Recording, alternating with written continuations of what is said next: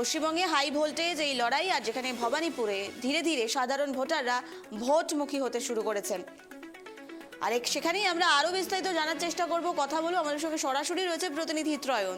জানতে চাইবো, এই হাই ভোল্টেজ বিধানসভা ভবানীপুর এবং স্পর্শকাতর হিসেবেও কিন্তু চিহ্নিত করা হয়েছে ভবানীপুরে, কিন্তু সাধারণ মানুষ তারা কতটা স্বতঃস্ফূর্তভাবে নিজেদের ভোট দান করতে পারছেন এবং নিজের ভোট নিজে দান করতে পারছেন, এই মুহূর্তে সার্বিক চিত্র কি ত্রয়ন?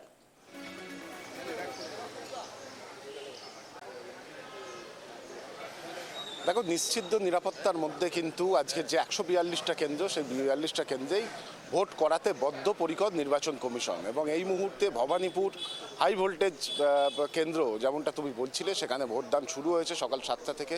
এবং তুমি দেখতে পাচ্ছ বুথের ভেতরে বা বাইরে পুরোটাই কিন্তু সিআরপিএফ বা কেন্দ্রীয় বাহিনী তারাই কিন্তু দেখভাল করছে। এবং একদম আমার যে একদম ডান দিক রয়েছে, সেই ডান দিক দিয়ে ভোটাররা আসছেন এবং প্রথম যে চেকিং, সেই চেকিং হচ্ছে এবং তারপর তারা ভিতরে ঢুকছেন এবং তাদের যে গণতান্ত্রিক অধিকার, সেই গণতান্ত্রিক অধিকার তারা প্রয়োগ করছে। এবং এই মুহূর্তে আমরা যে স্কুলের সামনে রয়েছি, মিত্র ইনস্টিটিউশন, এখানেই কিন্তু মুখ্যমন্ত্রী মমতা বন্দ্যোপাধ্যায় তিনি বিকেলে ভোট দেবেন। এবং সকাল 7টার সময় অভিষেক বন্দ্যোপাধ্যায় কিন্তু এই স্কুলেই তিনি তার যে ভোটাধিকার, সেই ভোটাধিকার প্রয়োগ করবেন। এবং এই যে মিত্র ইনস্টিটিউশন, এটা কিন্তু 73 নম্বর, অর্থাৎ ভবানীপুর বিধানসভার 73 নম্বর ওয়ার্ডের মধ্যে অবস্থিত। এবং এই 73 নম্বর ওয়ার্ড কিন্তু অত্যন্ত গুরুত্বপূর্ণ। একাধিক সময় দেখা গেছে যে এই যে 73 নম্বর ওয়ার্ড, এই ওয়ার্ড থেকে কিন্তু তৃণমূল কংগ্রেস তারা পিছিয়ে থেকেছে। এবং মুখ্যমন্ত্রীর নিজের ওয়ার্ড, সেই ওয়ার্ডে তিনি দেখা গেছে, আমরা দেখেছিলাম যে 2021-এর বিধানসভা নির্বাচনেও কিন্তু এই ওয়ার্ড থেকে মুখ্যমন্ত্রী তিনি পিছিয়ে ছিলেন। পরবর্তী সময় 2024-এর লোকসভা নির্বাচনে কিন্তু এই ওয়ার্ড থেকে তৃণমূল কংগ্রেস লিড পেয়েছে। তবে এই ওয়ার্ডে বিজেপির পাশাপাশি কিন্তু বামেদেরও একটা শক্তি রয়েছে এবং এই ওয়ার্ড থেকে কিন্তু বামেদের ভোট দেখা যাচ্ছে যে উত্তর কিছুটা হলেও সেখানে বাড়ছে। ফলে সব মিলিয়ে এই 73 নম্বর ওয়ার্ড অত্যন্ত গুরুত্বপূর্ণ। এবং বিরোধী দলনেতা তিনিও কিন্তু 70, 72 এবং এই 73 নম্বর ওয়ার্ড, এইগুলোর ওপর বিশেষ নজর রাখছে, কারণ এখানে হিন্দিভাষী ভোটারদের কিন্তু একটা বড় অংশের বাস। এবং সেই ভোট কোন দিকে যায় তার উপরে কিন্তু অবশ্যই ভবানীপুরের যে ডাইমেনশন, ভোট ডাইমেনশন, সেটা কিন্তু অনেকটাই নির্ভর করছে। ফলে সব মিলিয়ে বলা যায়, যেমন হাই ভোল্টেজ কেন্দ্র এই ভবানীপুর এবং তার পাশাপাশি এই 73 নম্বর ওয়ার্ড, এই মিত্র ইনস্টিটিউশন, এই কেন্দ্রও কিন্তু অত্যন্ত গুরুত্বপূর্ণ, কারণ এখানেই মুখ্যমন্ত্রী মমতা বন্দ্যোপাধ্যায় এবং অভিষেক বন্দ্যোপাধ্যায় তারা ভোটাধিকার প্রয়োগ করবেন।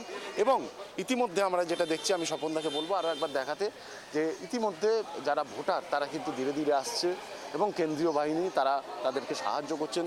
একাধিক বয়স্ক ভোটারকে আমরা দেখছিলাম যে তাদেরকেও কেন্দ্রীয় বাহিনী ভোট কেন্দ্রের ভেতরে নিয়ে যাচ্ছেন এবং সেখান থেকে তারপর ভোটদানের পরে বাইরে নিয়ে আসছে। ফলে এখনো পর্যন্ত বলা যায়, নিবেদিতা, যে একদম সবেমাত্র ভোট শুরু হয়েছে এবং অপ্রীতিকর ঘটনা ছাড়াই নিরাপত্তার চাদরে বা নিরাপত্তার বেষ্টনীতে কার্যত মুড়ে ফেলা হয়েছে। এবং সেখানে দাঁড়িয়ে এই মুহূর্তে কিন্তু ভোটদান চলছে ভবানীপুর বিধানসভায়। তোমার থেকে জানতে যাবে এবং অনুরোধ করব, যারা ভোটাররা আসছেন, লাইনে দাঁড়িয়েছেন, তাদের সঙ্গে যদি কথা বলা যায় এবং তারা কতটা নিরাপদে নিজের ভোট নিজে দান করতে পারছেন, সে নিয়ে যদি কিছুটা আপডেট তুলে ধরো।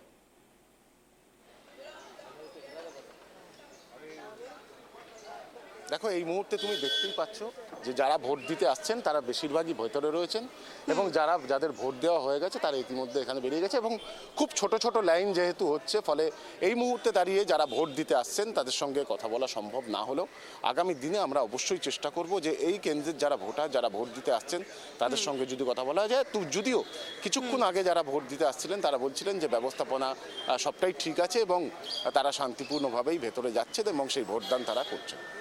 বেশ, ধন্যবাদ ত্রয়ন আমাদের সঙ্গে থাকার জন্য।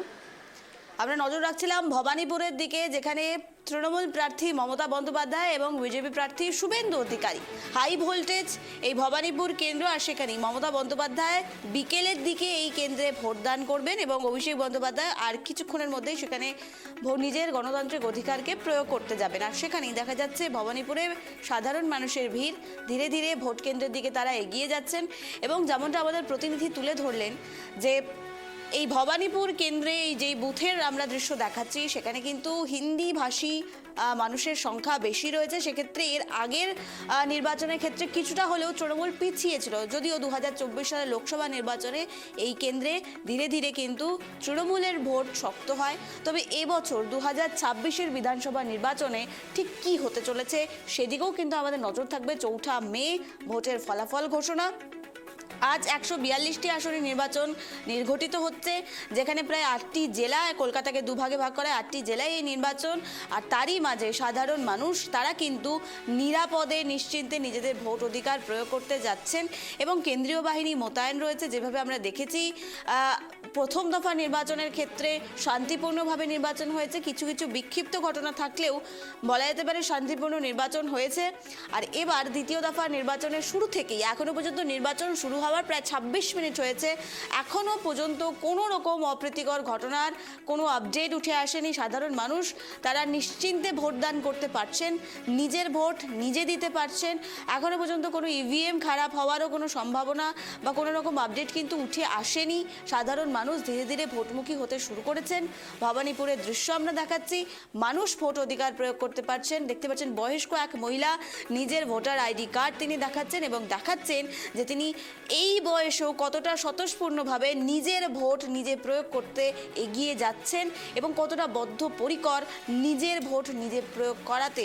এর আগেও বহুবার কিন্তু অভিযোগ উঠে আসে বুথ জ্যামিংয়ের, যেখানে যারা সাধারণ ভোটাররা নিজেদের ভোট অধিকার প্রয়োগ করতে পারেন না, ভোট দান করতে গেলে দেখা যায় তাদের ভোট আগেই হয়ে গেছে। আর সেখানে কিন্তু ভবানীপুরের দৃশ্য এখনো পর্যন্ত স্বাভাবিক বলা যেতে পারে, যেখানে মহিলারা থেকে শুরু করে পুরুষ প্রত্যেক সাধারণ ভোটার নিজের ভোট অধিকার প্রয়োগ করতে পারছেন।